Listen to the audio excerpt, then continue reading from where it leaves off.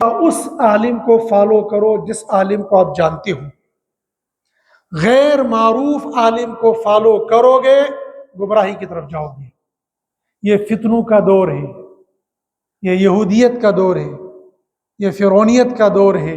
اس دور کے اندر آپ کو سیدھے راستے پر چلانے والے کم ملیں گے.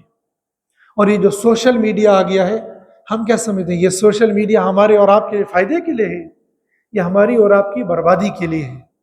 لیکن جتنا فائدہ ہم اٹھا سکتے اتنا ہی اٹھا لیں، اس کی بربادی کی طرف مت جائیں. بندہ گھر میں بیٹھ کر، ماں باپ کے کمرے میں بیٹھ کر عیاشیاں اور زناکاری کر رہا ہوتا ہے. ماں باپ وہاں پر بیڈ پر سو رہے ہیں اور بیٹا یہاں بیٹھا ہوا ہے. ماں باپ یہ سمجھ رہے ہیں کہ ہمارا بیٹا تو ہماری نگرانی میں ہے. وہ لحاف کے اندر سے کون سی فلم دیکھ رہا ہے، آنکھوں کا کون سا زنا کر رہا ہے، کانوں کا کون سا زنا کر رہا ہے. ماں باپ یہ سمجھ رہے ہیں کچھ بھی نہیں ہو رہا ہے. گھر میں بیٹھے بیٹھے تنہائی میں بیٹھ کر تنہا بندہ زنا کر رہا ہوتا ہے اور پتہ بھی نہیں چل رہا ہوتا ہے. یہ سوشل میڈیا ہمارے لیے فائدہ بن بھی ہے اور بے انتہا نقصان دہ بھی ہے. خاص طور پر ہم لوگ سوشل میڈیا کے ذریعے سے جو دین سیکھ رہے ہیں، یہ کوئی معتبر دین نہیں ہے. میری معلومات میں، ہو سکتا ہے آپ کی زیادہ ہوگی، میری معلومات کے مطابق 200 ویب سائٹ اسلامک وہ ہیں جن کو یہودی چلاتے ہیں. ہمیں کیا معلوم ہے کون سا یہودی کیسے پیچھے بیٹھا ہوا ہے اور ہمیں کیا بتایا جا رہا ہے. آج قرآن فری میں دیا جاتا ہے، اس قرآن کے اندر رکھا کیا ہوا ہے؟ قرآن کو بائبل بنا کر پیش کیا گیا اور ہمارے جموں میں لوگوں نے نہ آؤ دیکھا نہ تاؤ دیکھا، ہاں فری میں قرآن مل رہا ہے. اور بالکل بائبل کی کاپی تھی. قرآن کو خالص اردو ترجمے میں لکھ کر تشہیر کرنا یہ جائز نہیں ہے، اور ایسا لوگوں نے کیا. خالص قرآن کا اردو کا، انگریزی کا، ہندی کا خالی ترجمہ کیا اور کہا یہ لو قرآن پڑھ لو. آج تک خیر القرون سے لے کر آج تک ایسا قرآن کی تشہیر کرنا یہ جائز نہیں ہے. قرآن کو ہم تب لکھیں گے، تب پڑھیں گے، تب لیں گے قرآن کے الفاظ اوپر لکھے ہوئے ہوں، نیچے اس کی ٹرانسلیشن ہو. اور آپ کہیں گے کہ یہ کیسے ممکن ہے؟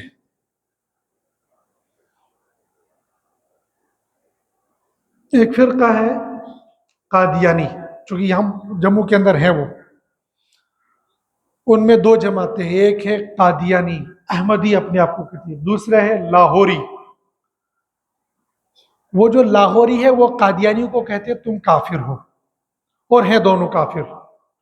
اس لیے کہ دونوں مرزا قادیانی کو ایک تو براہ راست نبی کہتا ہے، دوسرا پس پردہ نبی کہتا ہے، براہ راست مجدد کہتا ہے. اور مرزا قادیانی تو مسلمان بھی نہیں تھا، مجدد ہونا تو بہت دور کی بات ہے، وہ تو مسلمان بھی نہیں تھا. تو کافر کو مجدد کہنا اور کافر کو مسلمان کہنا یہ تو جائز ہی نہیں ہے. اس لاہوری پارٹی کا ایک آدمی ہے، اس کا نام احمد علی، مولانا احمد علی اس کو کہتے ہیں، وہ لاہوری. اس نے قرآن کا ترجمہ لکھا. دجال جو ہوتے ہیں نا، دجال وہ ہمیشہ حق کی نقل اتارتے ہیں. ہمارے اکابرین میں سے بزرگ گزرے ہیں حضرت مولانا اشرف علی تھانوی نور اللہ مرقدہ، اور انہیں قرآن کی تفسیر لکھی ہے، اس کا نام ہے بیان القرآن. اس احمد علی لاہوری بدبخت نے بھی بیان القرآن لکھا اردو کے اندر، اور کاغذ بے انتہا شاندار ہے، چھپائی بے انتہا شاندار ہے، اس لیے کہ چھپا ہے لندن سے، اور لندن کا کاغذ، لندن کی پریس، ہر چیز اعلیٰ ہونی یقینی ہے. اس کے حیات عیسیٰ علیہ السلام کا جب عقیدہ آتا ہے، 18واں پارہ ہے سورہ مومنین ہے، الی ربوۃ ذات قرار و معین. انہوں نے لفظ ربوہ کے نام سے ہی پاکستان کے ایک جگہ بنا لی اور اس کو شہر ربوہ ہی بنا دیا، اور آج تک وہ موجود ہے ان کو وہاں. اس کے اندر خالص یہی بدبخت ہے. انہوں نے کہا یہ وہ ربوہ اس کا قرآن میں تذکرہ ہے. اس سے پہلے وہ یہ کہتے تھے حضرت عیسیٰ علیہ السلام چونکہ چشمو وادی اور پہاڑی والے علاقے میں، اس لیے انہوں نے کہا کہ حضرت عیسیٰ علیہ السلام کی وفات سری نگر میں ہوئی ہے، اور محلہ خانیار میں جو 2 زیارتیں ہیں، ایک مشہور زیارت ہے جو گزشتہ چند سال پہلے آگ کی نظر ہو گئی تھی، پھر اس کو دوبارہ بنایا گیا ہے، لیکن اس کے ساتھ میں پاس میں ایک زیارت ہے، اس زیارت پر اندر لوگ جانے نہیں دیتے ہیں۔ ان بدبختوں نے کہا کہ حضرت عیسیٰ علیہ السلام کی قبر ہے۔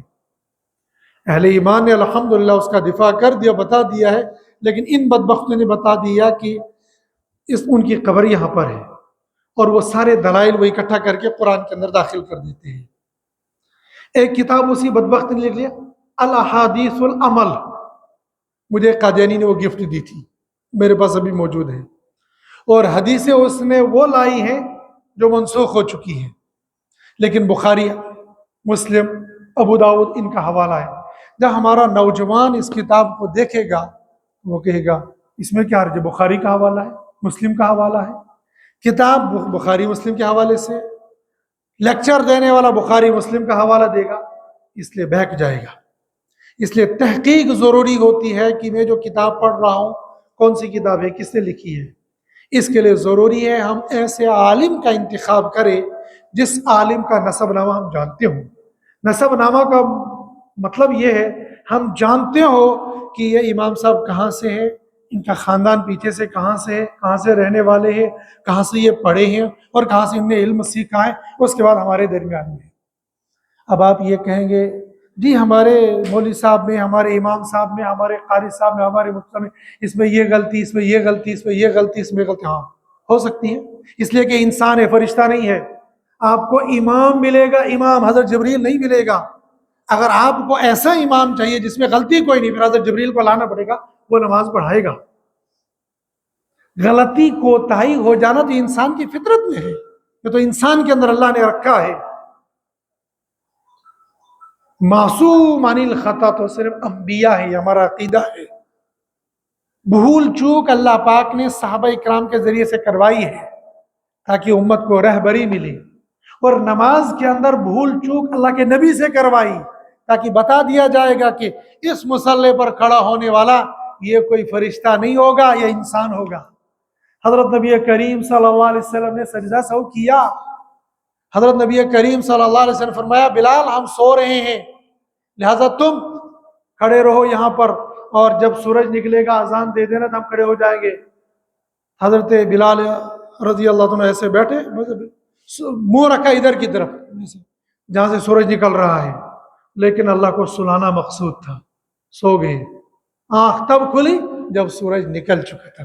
اللہ کے نبی صلی اللہ علیہ وسلم وہاں پر موجود ہے، اور حضرت بلال کی ڈیوٹی لگائی ہے کہ جو ہی سورج صبح صادق ہو جائے گا جگانا، لیکن اللہ نے نبی کو بھی سلا دیا اور نگرانی کرانے والے کو بھی سلا دیا تاکہ قیامت تک آنے والے لوگوں کو بتانا ہے کہ غلطی ہو جائے اس کا ازالہ ایسے کرنا ہے۔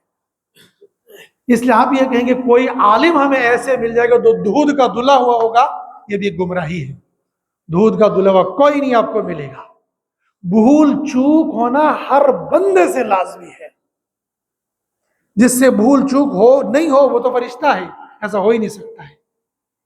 لیکن میرے مقابلے میں دوسرا عالم بہت اچھا ہوگا۔